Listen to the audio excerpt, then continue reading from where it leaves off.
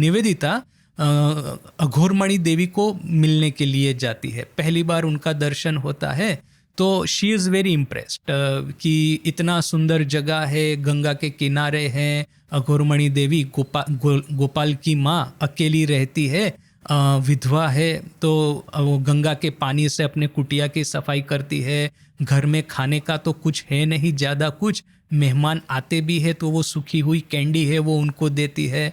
तो she is very happy और आकर के स्वामी जी को बड़ा उत्साह के साथ में बताती है कि मैंने वो गोपाल की माँ का दर्शन किया। तो स्वामी जी कहते हैं, you have met the real India, India of prayers and tears, vigils and meditation, that India has gone never to return। अर्थात कि तुमने असली इंडिया का दर्शन किया है, असली भारत का दर्शन किया है। India of prayers and tears, ये प्रार्थना और आंसुओं, माने आंसू बहाते बहाते जो प्रार्थना करना है।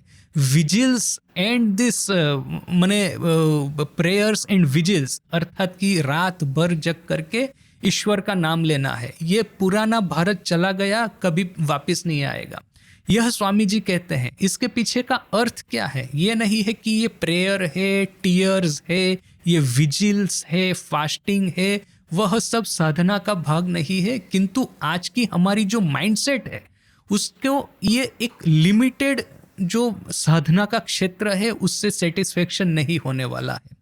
बोल करके ही स्वामी जी ने ये कर्मयोग का अनुष्ठान किया। यदि आपको ठीक ठीक साधना करनी है तो कर्मयोग को आपको इसका पार्ट बनाना ही होगा। और इवन जिसको कि हम ट्रेडिशनल साधनाएं कहते हैं उसमें भी within Ramakrishna Vivekananda tradition there is a large diversity जिसको कि हमको अपनाना होगा। उस समय राधु माँ के साथ में झगड़ा करके चली गई। तो माँ के साथ में झगड़ा करके चली गई और अपने पति के वहाँ पे रह रही है। तो माँ को उस समय बड़ा दुख हो गया। तो माँ ने अपना गुलाब माँ ने किसी को कहा कि देखा आपने, मैंने राधु की इतनी परवरिश की और फिर भी मुझे छोड़ करके अपने पति के घर चली गई, मुझे बहुत दुख हुआ इस बात से। तो गुलाब माँ सामने कहती है कि माँ, आप भी तो अपने पिताजी का घर छोड़ करके ठाकुर के पास आई थी दक्षिणेश्वर, आप ये बात भूल गई क्या? तो फिर माँ और फिर क्या उत्तर दे बोल करके माँ चुप हो गई। ये जाहिर में गेरुआ नहीं पहनने के बारे में ठाकुर का भी डर था। जब तोतापुरी से ठाकुर ने संन्यास ग्रहण किया उस समय ठाकुर ने पहले ही कंडीशन रखी थी कि मेरी बूढ़ी माँ अभी भी जीवित है तो मैं संन्यास लेने को तो तैयार हूँ, विरजा होम करने को तो तैयार हूँ, और संन्यास का जो स्पिरिट है, काम कांचन त्याग, उसको मैं अक्षरशः पालन करने को तैयार हूँ, लिटरली उसको मैं पालन करने को तैयार हूँ। किंतु मैं गेरुआ वस्त्र नहीं पहनूंगा। क्यों? क्योंकि मेरी बूढ़ी माँ अभी भी जीवित है और वो यदि मुझे गेरुआ पहने हुए देखेगी तो वो बेचारी बड़ी दुखित हो जाएगी। तो फिर तोतापुरी ने उनको ये परमिशन दे दी, एग्जेम्पशन दे दिया, एनओसी दे दिया कि ठीक है वो तुम विरजा होम करो, किंतु बाहर में यदि गेरुआ वस्त्र नहीं पहनोगे तो भी चलेगा। ऐसा बोल करके ठाकुर को भी यही डर था कि जाहिर में यदि इस तरह के गेरुआ पहनेंगे तो बेचारी माँ उनकी जो है दुखित हो जाएगी। और यहाँ पे यह वराहनगर मठ में गुरुबाई थे, उनको यह थोड़ा सा संकोच था कि उनको अपने माँ पिताजी का इतना चिंता नहीं था जितना संकोच उनको समाज के बारे में था। यह सब विवरण आएंगे, हमको विरजानंद जी महाराज वगैरह ये सब विवरण कुछ कुछ है कि किस तरह से वराहनगर मठ के सन्यासियों का अपमान होता था जब वे लोग गेरुआ पहन के बाहर जाते थे। तो देखिए यह जो जाहिर में गेरुआ पहनना, ये तो भारत में, बंगाल में, कलकत्ता में तो मुश्किल था ही था। आप इमेजिन करके देख लीजिए कि अमेरिका में कितना मुश्किल होगा जब स्वामी जी ये गेरुआ माने एकदम विविड कलर का ये ऑरेंज ये जो ड्रेस है पहन करके वो न्यूयॉर्क की गलियों में चलते थे। तो लोग इनको किस दृष्टि से देखते होंगे।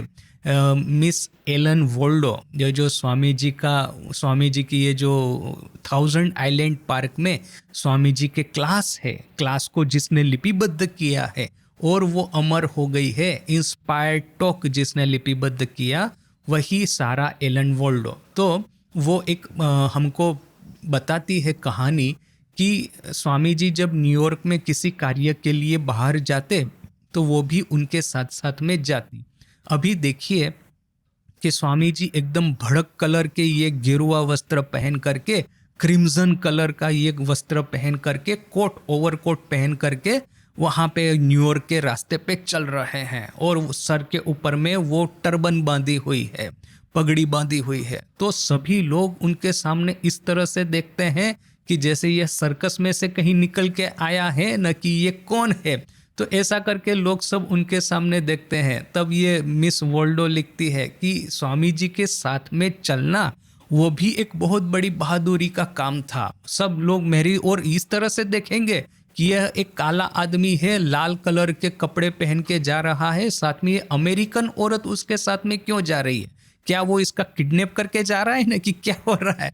तो लोगों के मन में यह प्रश्न होता। तो स्वामी जी को किंतु कोई संकोच नहीं, कोई डर नहीं, किंतु ये मिस वर्ल्डो को थोड़ा सा ये टेंशन हो जाता था। फिर उन्होंने स्वामी जी को बहुत समझाया कि स्वामी जी, जब हम बाहर रास्ते पे जाते हैं तो एटलीस्ट आप इस तरह के विविड कलर का, क्रिम्सन कलर का कोट मत पहनिए, थोड़ा सा नॉर्मल क्लोथ्स पहनिए। तो स्वामी जी पहले तो सुनते ही नहीं थे, क्योंकि वही वैराग्य की अग्नि, तपस्या, साधन भजन का जो प्रवाह है उनके मन के भीतर में इतना दृढ़ीभूत हो गया है कि कलकत्ता की गलियों में भी जाते थे, लोग मजाक करते थे, सुनते नहीं थे।